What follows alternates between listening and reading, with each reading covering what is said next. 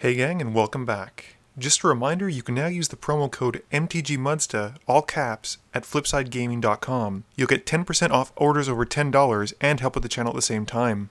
Thank you once again for joining me this fine week. Today's episode has us taking a time machine back in time to when I still had my Jhoira deck, so let's get into it. As I said before, I'm playing Jhoira, and I keep a hand with Consecrated Sphinx, Preordain, Insurrection, Prophet of Distortion, Island, Mountain, and Reliquary Tower. Matt is playing his 8.5 tails and has a hand with Basilisk Collar, Stony Silence, Aegis of the Gods, and 4 Plains. Trevor is playing his Mogis deck and keeps a hand with Mountain, Swamp, Foreboding Ruins, Lethal Vapors, Cryptghast, and Wheel of Fate. Last but not least, Ken is playing his Tymaret deck and keeps a hand with Akum Refuge, Badlands, Blood Crypt, Ophiomancer, Scour from Existence, Wasteland, and Hero's Downfall. I win the die roll and start us off. I play an island for my turn and I cast Prophet of Distortion. Matt plays a Plains and casts Basilisk Collar before passing. Ken plays Akum Refuge, gaining 1 life for the tapped land and passes turn. Trevor plays a Foreboding Ruins but doesn't reveal a swamp or a mountain, so it enters the battlefield tapped. I play Mountain for my turn and I cast Ponder. I rearrange the top 3, drawing a card, and I swing the Prophet at Ken for 1. Matt plays a Plains and casts Aegis of the Gods. Ken plays a Badlands and casts his general, Tymaret the Murder King. Trevor plays a Swamp and passes turn. I play an Island and cast Preordain because I run cantrips for days. I scry 1 from the top and 1 to the bottom. Trevor mentions that he's never seen the Prophet of Distortion outside of a draft, so I show it up close to him personally by smashing him for 1. Matt plays a Plains and casts Land Tax. He then pays the mana to gear up his Aegis and passes to Ken. Ken plays a Swamp and casts one of my favorite token makers, Ophiomancer, and passes. Ken gets a Snake on Trevor's upkeep, and Trevor plays a Mountain and casts Cryptolith Fragment, which hits the battlefield tapped. Shivan Reefs is my land for turn, and with no real good target to attack, I pass. Matt's able to use his land tax on his turn to find 3 basics. He plays a Plains and casts 8.5 tails before passing his turn. Ken's in no rush for his turn, and he plays a Blood Crypt tapped and passes. Trevor plays a Mountain for his turn and casts a Cryptghast before passing. At the end of Trevor's turn, I pay 4 mana with 1 mandatory colorless to draw a card from my Prophet of Distortion. I play a Reliquary Tower for my turn and cast a tapped Fire Diamond before passing. Matt replenishes his hand's basic count on his upkeep thanks to land tax and plays a Plains in his main phase. Matt then plays Archangel of Tithes to detract people from attacking him and discards down to 7. At the end of Matt's turn, Ken sacrifices the Snake to Tymaret to deal 2 damage to me. Ken gets a Snake on his upkeep and plays a Grixis Panorama for his land for turn and passes. At the end of Ken's turn, Trevor taps the Fragment to deal 1 damage to everyone. Trevor casts a Wheel of Fortune in his main phase, hoping to draw a better hand, and taps the Fragment once more to use the mana and deal 1 damage to everyone. Ken's not super thrilled with this, and he uses his Hero's Downfall to take out Trevor's Cryptghast. With the spell in the stack, Trevor taps his Swamp to float 2 black mana, and the ghast dies. Matt also decides to use some removal he won't get back, and Tymaret gets taken out with Swords to Plowshares. We all then discard our hands and draw 7. Trevor then plays a Swamp, and using the floating mana, taps out to cast Solemn Simulacrum. He goes and grabs a basic, and in the meantime I cycle Forgotten Cave at the end of his turn. I play an Island for turn and cast about 1,000,000 mana rocks, starting with Commander's Sphere, which I then use to cast Izzet Signet, which I then use to cast Sky Diamond. I pass turn, and Matt wants to let Trevor know that this wouldn't be so explosive and problematic had he still had Stony Silence in his hand before the Wheel of Fortune. Matt uses land tax once more, grabbing 3 Plains. Matt then plays a Plains and brings out a Toper Orb. Ken sacrifices the Grixis Panorama at the end of turn to find a Mountain. Ken plays a Swamp for his turn and pays 4 to cast Grave Pact. With nothing else, he passes turn. Trevor plays Temple of Malice, scrying the top card and keeping it there. He then casts Dread and passes turn. At the end of his turn, I sacrifice my Commander's Sphere to draw a card. For my turn, I play a Desolate Lighthouse for my land drop, and I drop an Eldrazi Mimic. At the end of my turn, Matt uses Oblation to shuffle away Ken's Grave Pact and draw him 2 cards. Trevor tries to reassure Ken that one of those 2 cards could even be Grave Pact, but Ken isn't buying it. Matt uses land tax once again to find some basics, and plays a Plains. Matt then bumps himself up to public enemy number 1 by casting Luminarch's Ascension, but I stop it for a turn with Memory Lapse. Matt then casts Windborn Muse, and passes turn. Ken plays a command tower and pays 4 to cast Thran Dynamo. Ken then recasts his commander and uses Tymaret to throw a snake at Matt for 2. At the end of turn, Trevor taps the fragment to deal 1 to everyone. Trevor plays a mountain for his land for turn and casts Spell Shock. I take the time to pay 4 mana to draw with Prophet of Distortion, and I top deck like it's MTGO and I'm your opponent. I find Swan Song and I counter the enchantment and Trevor gets a bird. Trevor then taps out and we all take 1 from the fragment as he casts his real spell for the turn, Wound Reflection. At the end of Trevor's turn, all of his opponents lose a further 1 life from the Wound Reflection. For my turn, I cast Oblivion Sower and target Trevor. I sadly hit only 1 land, but at least I get rid of his Demonic Tutor.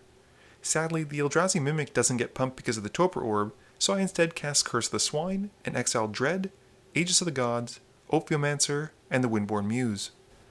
Matt doesn't use his land tax this turn and simply plays a Plains. He then casts an Oblivion Ring to take out Trevor's Wound Reflection.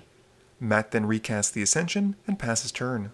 Ken casts Duretti, Genius Iconoclast during his first main phase and upticks him to make a Defender token. Ken then plays a Bojuka Bog, targeting Matt. Ken then casts Sheoldred for his turn and passes. At the end of turn, Matt gets a counter on his Ascension. Trevor sacrifices his Solemn Simulacrum to the Sheoldred trigger, drawing on his upkeep and then again during his draw step. In his main phase, Trevor casts another wheel spell, this time Reforge the Soul, and we all pitch our hands and draw 7. Trevor then plays a mountain and casts Mogis, God of Slaughter, followed by Bloodchief's Ascension because 1 Ascension begets another. We all end up losing 1 life as Trevor has tapped the fragment, and he passes turn. On my upkeep, I've got both the Mogis and Sheoldred triggers to deal with, so I let the Prophet die to Sheoldred and I take 2 life loss. I play an island for my land for turn and quickly tally up my mana. I then cast Sol Ring and cast a Dreamstone Hedron, and with a ton of mana ready for my next turn, I pass. At the end of my turn, both of the Ascensions gain a counter. Matt takes 2 in his upkeep and sacrifices one of the tokens I gave him.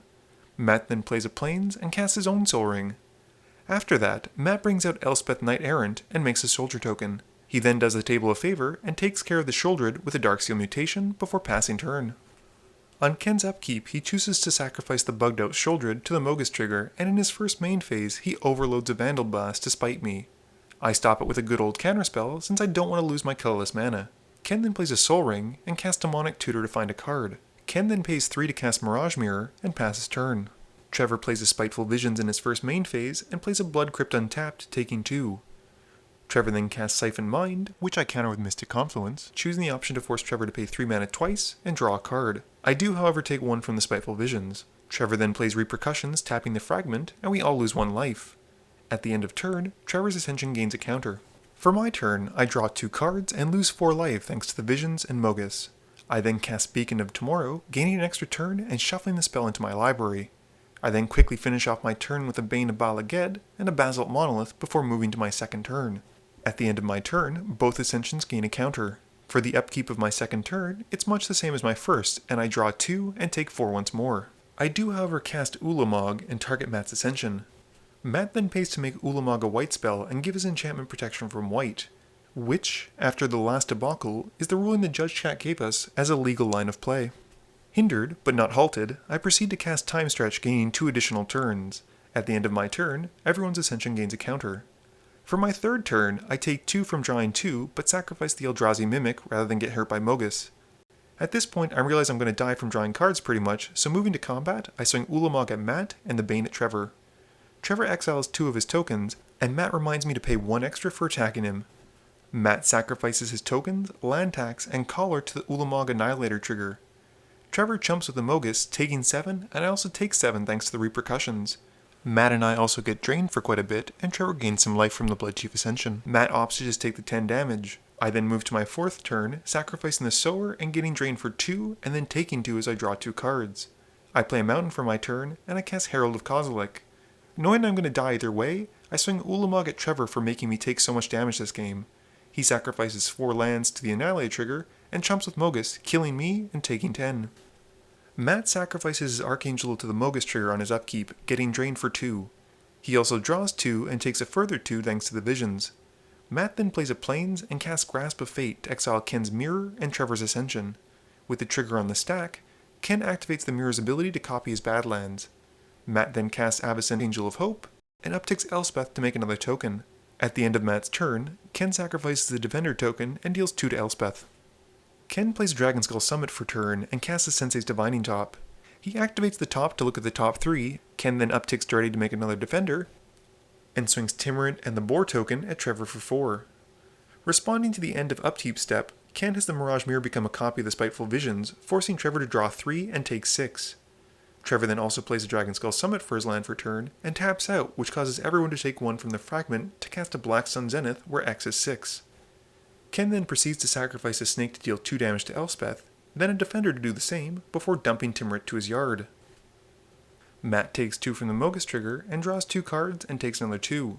Matt then recasts 8.5 Tails, and Ken has the mirror become a copy of Avacyn. Matt then moves to combat and hits Trevor with his weakened Avacyn. After combat, Trevor makes sure to convey just how important to Matt that killing the mirror is. Ken takes 2 on his upkeep and a further 2 for drawing 2 cards, before playing an Emrakul for only 8 mana as he has 5 types of cards in his graveyard. He chooses to take Matt's next turn. This prompts me to ask, while I'm watching from outside the game, if Ken dies before Matt's next turn, does he still get to take it? Anyway, Ken has the mirror become a copy of Avacyn, and Matt responds to the trigger on the stack. He makes the mirror white before giving Avacyn protection from white. Based on our understanding, this causes the trigger to fail. Ken does have the option to reactivate the mirror and try and fight through it, but decides not to since Matt has a lot of open mana. Ken then upticks his Walker to make another defender, and passes to Trevor. Ken once again has the mirror become a Spiteful Vision in response to the end of Trevor's upkeep to have him draw 3 and take 6. Trevor then plays a Mountain and casts Furnace of Wrath. He moves straight to combat and swings Mogis at Ken.